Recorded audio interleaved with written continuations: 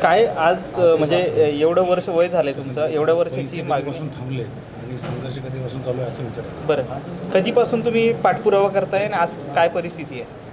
पाहिजे तिथं साहेबांमुळे तेच आहे ना. किती वर्ष झाली तरी अंदाजे? ते साहेब आता लग्न झाले त्याची 22 वर्ष टाकून आम्ही ते काही नाही. बरं, आज तुमचं वय 80 वर्ष आहे. आजच्या आहे ना. परिस्थितीमध्ये तुम्हाला आता एवढं माझा आजही कोर्टात माझा आधार घ्या तुम्ही, आधार पाहून घ्या ना. नाही, माझं म्हणणं काय आहे, तुमचं वर्ष 80 वर्ष आहे, एवढं म्हातारा वयात सुद्धा तुम्हाला प्रशासनाचे खेट्या मारावं लागतंय. हा, तुमची लोकांची मजुरी करून घेतो, मजुरी करून मग पैसे मिळत नाही, मजुरी करून घ्यावं पडते तुम्हाला. तेच विचारतोय, तुमची प्रकल्पात जमीन गेली, तुम्ही आता काय करता? माझे जे घरचे लोक आहेत 10-20 लोक आहे सारे, आम्ही एका घरातले ते सारी परेशान आहे. काही याच्या कामाला जायचं कामाला बस याच्या पुढे सर्व जातो आम्ही. पश्चाताप होतोय या सगळ्या गोष्टीचा? पश्चाताप होतोय या सगळ्या गोष्टीचा? पश्चाताप होतोय का? रोज रोज तुम्हाला यावं काय लागतंय? करता साहेब? मग हे पैसे जर आता मिळाले मग नंतर काय कामाचे? नंतर काय कामाचे पैसे? माझे 2 भाऊ असे गेले, पैसे करता घेतले गेले. काय त्याचं काय झालं? आता मी एक बागतो म्हणून सांगू लागलो. बरं, त्याच्या पुढे काही बोललो. बापू, प्रशासनाला काय सांगाल तुम्ही आता? नाही, आता नाही सांगा. लवकर पैसे द्या मला, लवकर पैसे द्या मला. हा, पैसे द्या लवकर. बरं, तुमचं नाव? हां, माझं नाव श्यामलाल राजकांत आठव. नाव देऊ हे एक देऊ तू आहे पप्पा घ्या. काय मागणी होती, कशासाठी तुम्ही इथं आलात? हे प्रकरण 1996ला यांची वाकोद प्रकल्पाअंतर्गत लेहा जहांगीरची यांची जमीन होती. त्या 3 भावांची जमीन वाकोद प्रकल्पाअंतर्गत अधिग्रहित केली होती.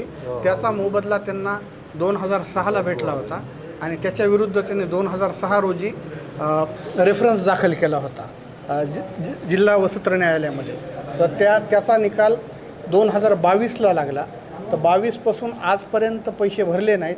या दरम्यान ज्यांनी प्रकरण दाखल केले होते ते पक्षकार वारले, त्यांचे मुलं नोकरीतून रिटायर्ड झाले आणि निकाल लागल्याच्या 4 वर्षानंतरसुद्धा त्यांनी पैसे जमा न केल्यामुळं जानेवारी 2026ला आपण वॉरंट काढलं होतं. तर वॉरंट काढलं त्यावेळेस संबंधित अधिकाऱ्यांनी 8 आठवड्यात पैसे जमा करू असं लेखी दिलं. ते कोर्टासमोर दाखल केलं. त्याच्यानंतर म्हटलं की मार्च एंडिंग आहे, मार्च नंतर तुमचे पैसे जमा करू. आणि त्याच्यानंतर अजूनही त्यांनी पैसे जमा केले नाहीत. पैसे जमा करण्याऐवजी त्यांनी या मॅटरच्या विरुद्ध अपील दाखल करण्याचं हालचाल सुरू केली. त्याच्यामुळे हे न्यायालयाच्या निदर्शनास आणून दिलं आणि न्यायालयाने कलेक्टर साहेबांची खुर्ची जप्तीचा आदेश पारित केला. बरं, तुम्ही इथं आले तर इथं काय नेमकी घटना घडली? कलेक्टर साहेब तुम्हाला भेटले का? आणि प्रशासनाचे अधिकारी कोण काय बोललो तुम्हाला? नाही, आम्ही इथं जेव्हा आलो होतो तर कलेक्टर साहेबांची हिअरिंग चालू होती. तर आम्ही बाहेरच थांबलो होतो. तर जे संबंधित अधिकारी आहेत वाकोद प्रकल्पाचे ते भेटायला आले होते. त्यांनी सांगितलं की तुमचे 3 आठवड्यात आम्ही पैसे जमा करू. तर त्यांना तेव्हा सांगितलं 4 वर्षात तुम्ही जमा केले नाही, 30 वर्षे झालं, परत तुम्ही अपील दाखल करत आहात, तर आम्हाला पुढची जप्त करण्याशिवाय पर्याय नाही. तर जेव्हा जप्त करायला आलो तर ऑफिस बंद होतं, त्याच्यामुळं आम्हाला इथं पंचनामा करावा लागला. एवढी सगळी जंगम मालमत्ता असताना खुर्ची जप्त करण्याचा आग्रह का नाही, जंगम मालमत्ता आता जी रक्कम आहे, आता कायद्याच्या ह्याच्याप्रमाणे कोर्टाने मुव्हेबल प्रॉपर्टी जप्त करा म्हणून असा आदेश केलेला आहे. तर मुव्हेबल प्रॉपर्टीमध्ये गाडी येते, खुर्ची येते. तर त्याच्यामध्ये जर जप्तच करायचं फार डिटेल जावं लागतं, जसं गाडीचा नंबर वगैरे द्यावं लागतं. त्या सर्वात सोपं खुर्ची जप्त करणं हाच आमच्यासमोर पर्याय. आता इथून पुढे काय भूमिका असणार आहे तुमची?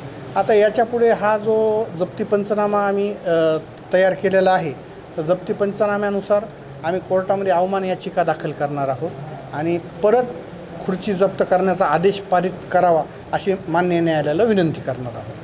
तुमचं नाव? माझं नाव ॲडव्होकेट वीरेंद्र रघुवीर बाराहाते. साहेबांचं